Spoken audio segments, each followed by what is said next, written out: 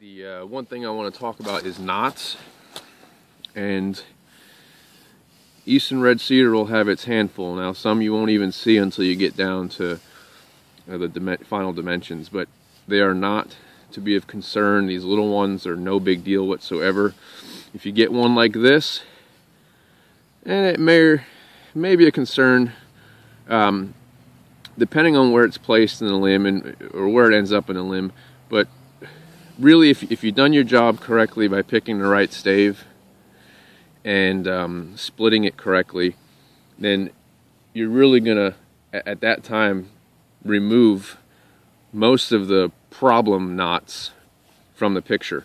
You still might end up with, a few that could be issues down the road, and if we come across one, I'll tell you how to address that. But for the most part, if you do your job correctly by picking a good clean stave or tree to begin with to make a stave, then you really shouldn't have too many hard issues to deal with as far as knots go. But when working with them and taking off the material, you don't want to take the tool and just gouge through it like a maniac. So when you get to a knot, you want to kind of, just slowly, easily, gradually work your way around it and through it, depending on whether or not you're going to remove it entirely. Because if your stave starts out this thick and the knot is out here, and you're only going to have 3/4 of an inch of width in that portion of the limb or area of the bow, and that knot could be completely removed from the stave and it will never be an issue. But if it's going to be part of the bow and staying, then you don't want to just destroy that thing. So you need to carefully work over it and just take, instead of just quickly, forcefully, aggressively removing material on a cleaner area, when you get to a knot area, work at it slowly, because you don't want to grab a hold of it and either yank a portion of it out or all of it out, and then you're going to have a huge void in your bow limb that you're going to have to fill later, or you're not going to have a bow. Anyway, so when you get to knots, just deal with them cautiously. But again, if you've picked tree selection, stave working, if you've picked your stave correctly, then you pretty much can knock out all the big trouble at that point. So let's keep working on it. I got this limb now to tackle, and I have this one somewhat bending decently, so I'm going to start taking this one down to its dimensions, and then we'll put some string grooves in it and put a string on it and see how it's bending.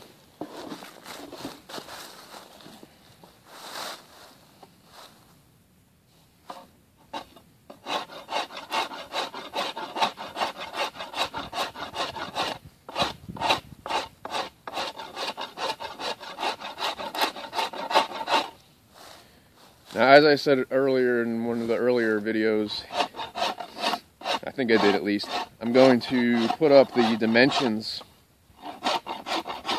of the English longbow that I'm building and of ones that I have built that have resulted in successful, good tillered hunting weight bows, somewhere around 40 pounds or above. And I'll put those dimensions in this video, and it's basically going to be from handle out to tip. And the English longbow has a mostly round cross section. It looks like a D, and where the belly is deep, and it's deepest at the handle, and then it diminishes and tapers towards the tips in width and in depth.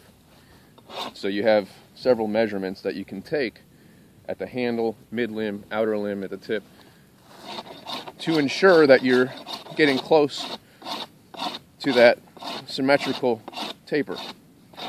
And I'll put those up for you so you can follow. I'll put up the dimensions of this bow when it's done.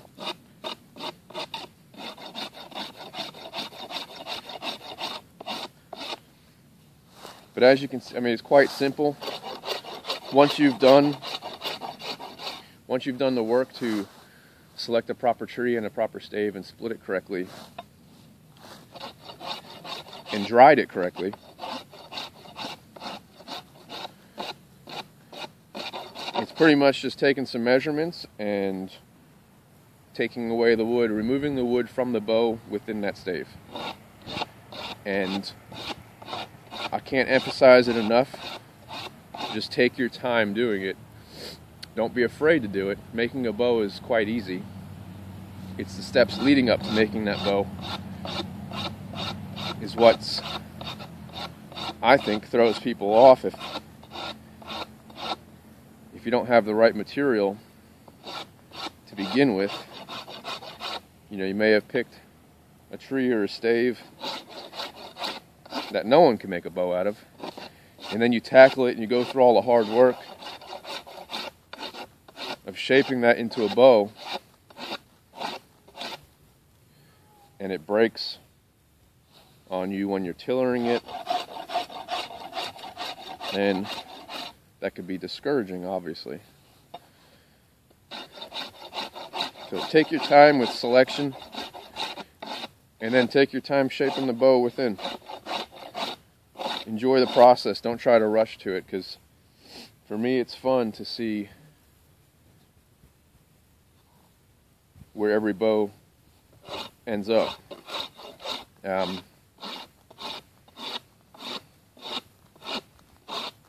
that's what the stave tells me what kind of bow it's going to be. I don't think I've ever I don't think I've ever started with a bow design in mind and then went and looked for a tree for that. I think I go looking for a good tree, a good stave first. And then once you start splitting it and debarking it, then that's when, at least for me, that's when I find out pretty much what kind of bow is going to be within there.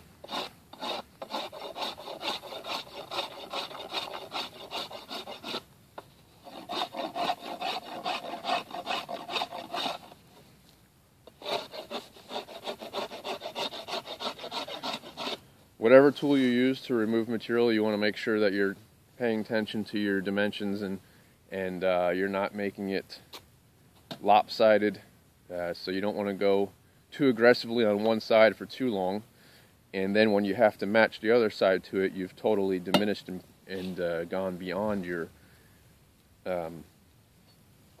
limit on dimensions. That will end up producing a usable draw weight.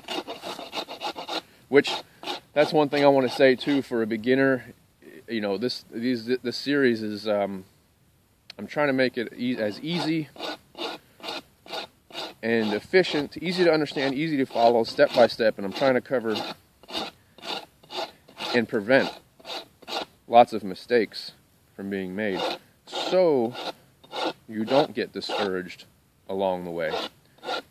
Trying to help you not stumble. So for a beginner, I would say don't even care about what draw weight it's going to be. Just enjoy the process. Make sure you're doing each step to your best, at your best, so you can develop that process of what it takes to make a bow from tree to bow. Don't even care about the draw weight first. You can have a goal in mind, but don't let it control you. If that makes sense.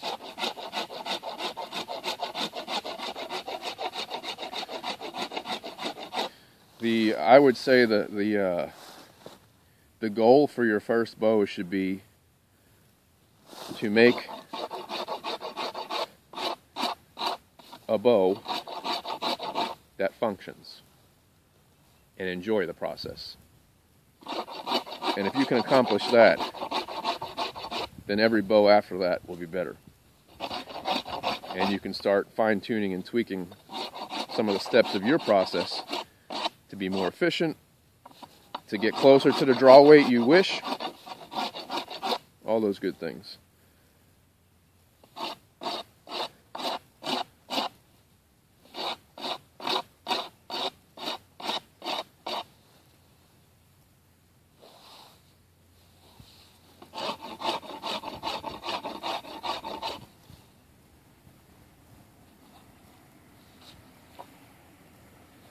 So here's a good example of a knot right here. I don't know if you can see that. That's right at the edge of, I'd say, my dimensions of where at that limb. You know, this is almost getting to the outer limb area, and that's probably where I want to stay. Yeah, it's pretty close. I've got a 1/16 of an inch possibly in room there, but I still have to take off some from this side. So with that knot, I'm going to leave that alone. And it's pretty well hidden in there. It does have, as you can see, it raised the back of the limb there. So I'm going to have to follow that a little bit here. And we'll get to that when we get to the tillering process. But I'm not too worried about that knot, but I just have to make sure I'm just not ripping through it and then making it a problem. Right now it's not an issue. So I'm going to stay away from that for right now. I've got as much material removed from that area as I want to.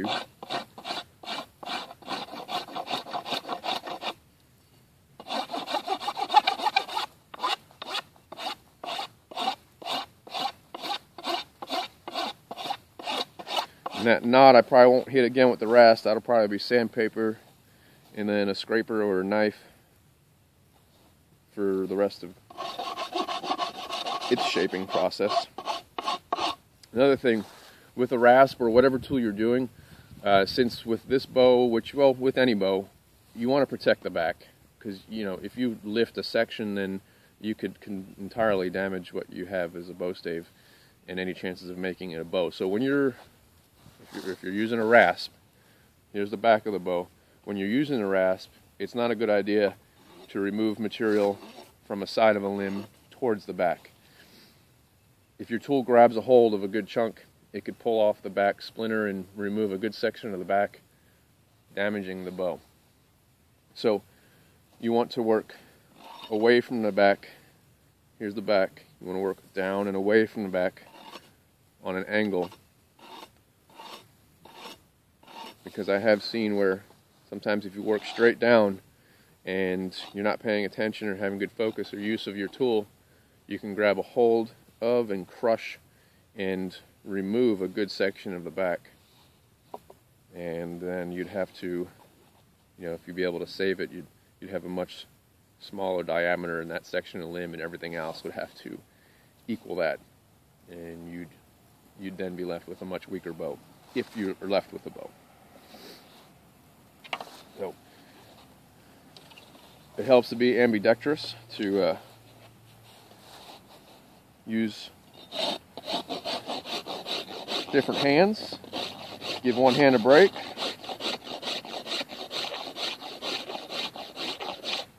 If you're not, don't worry, it's still possible to make a bow.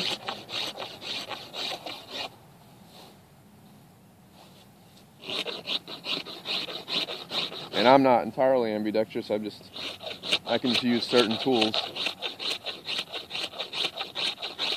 with both hands. I can't throw a ball or shoot a bow both hands, so.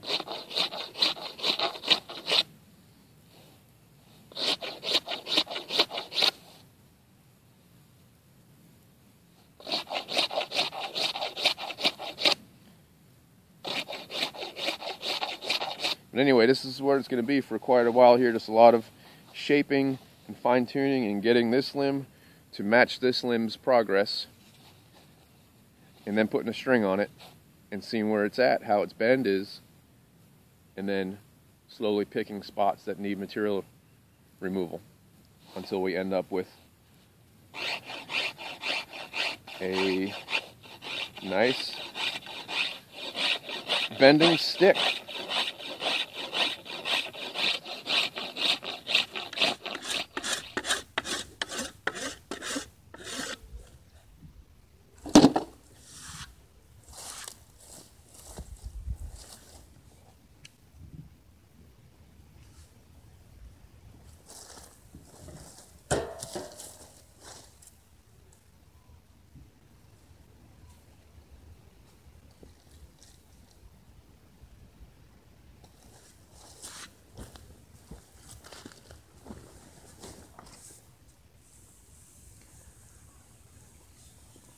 This limb's very close to done.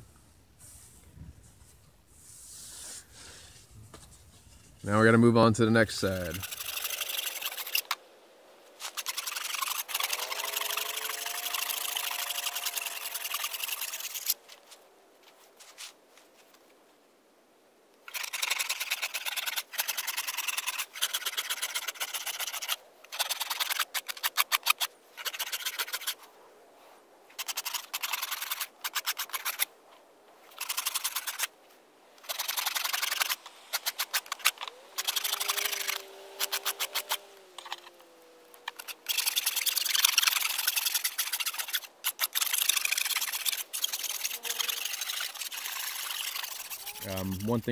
One tip I wanted to add when you're working a bow from a stave, especially Eastern Red Cedar that has the the waviness that you have to follow. Like I said before, following the lines of the back, you have to follow them on the belly.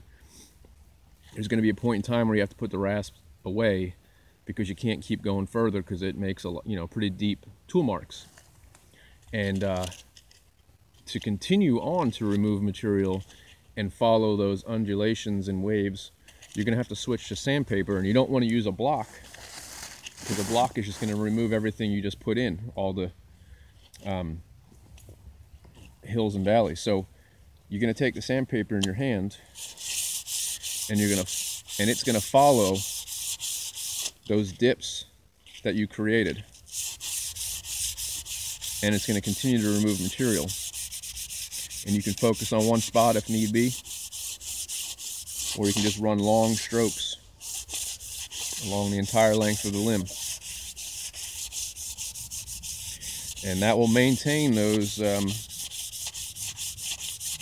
hills and valleys, like I said, because they're important. They're just subtle. I'm not sure if you can see them, but you can see where if the back goes up, so does the belly. If it comes down, so does the belly. And as long as you pay attention to them, it's no problem whatsoever. So I'm just going to do this for a little while, and then we'll get a string on this and see where we are at as far as tiller goes.